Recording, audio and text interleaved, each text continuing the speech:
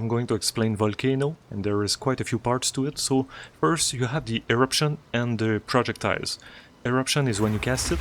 You see here the Volcano. Now there's an AoE around it. You see 1.2 meters. That's where if the enemies are nearby when you cast it, they will take damage. It's not like Solar Orb. So for example, if you cast it and the enemies are far away and then they come here, they won't take damage from the Volcano. It's really just from the initial spawn. So once you've done this damage here, you'll have the projectiles.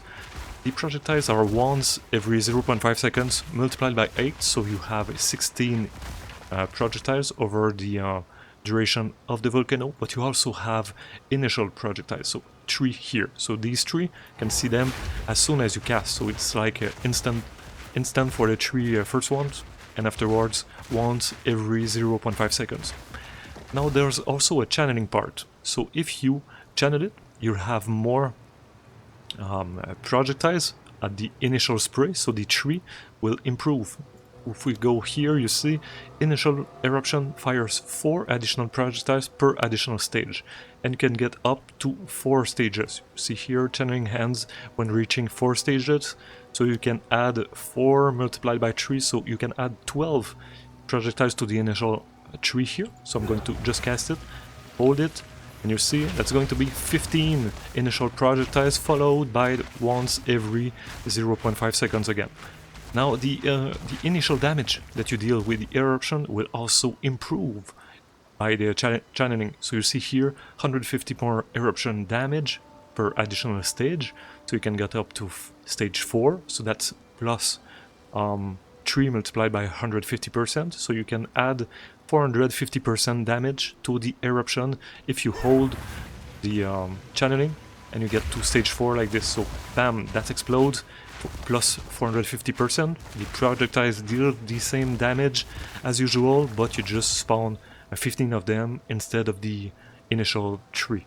So another thing that you have here is the notion of slamming to cause another projectile spray. The spray is the initial 3 projectiles that you have here, although I feel it's probably more when you slam it.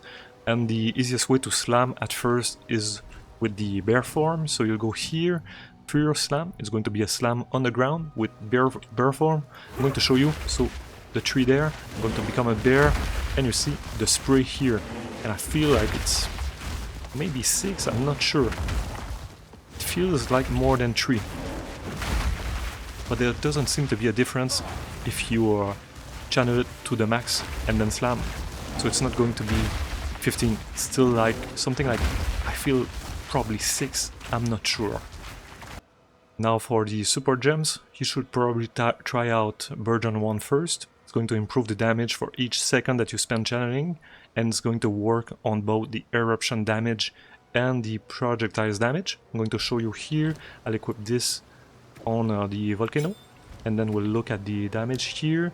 You see eruption 5 to 8, and if I channel 6 to 9, 7 to 10, bam, so like 11, we didn't see it when it pops, but probably a bit more damage. And if we look at projectiles, it's going to be the same thing, 4 to 7, 5 to 8, a bit more, bam, explodes, more damage from this.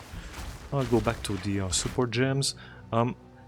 This, I'm not exactly sure, but for the wild shards, I'm not sure if it's going to work at the initial spray, or if it's going to work on every projectile spawn on the 0.5 seconds. If so, I would take wild shards 1 and 2 to have 45% chance to fire 8 additional projectiles in a circle every 0.5 seconds. Sounds very powerful. If it's only at the initial spray, it's going to be less powerful. And of course, anything that improves fire resistance penetration, improves fire damage is going to be good. So I hope it helped a bit. Thanks for watching.